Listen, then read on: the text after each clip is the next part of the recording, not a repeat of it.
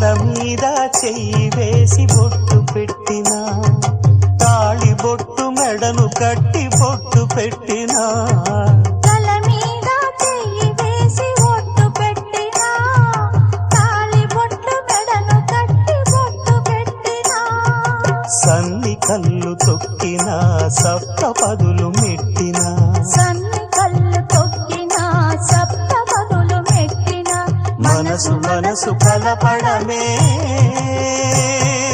మంత్రం పరమార్థం. శ్రీరస్తు శుభమస్తు, శ్రీరస్తు శుభమస్తు. శ్రీకారం చుట్టుకుంది పెళ్లి పుస్తకం, ఇక ఆకారం దాచుతుంది కొత్త జీవితం.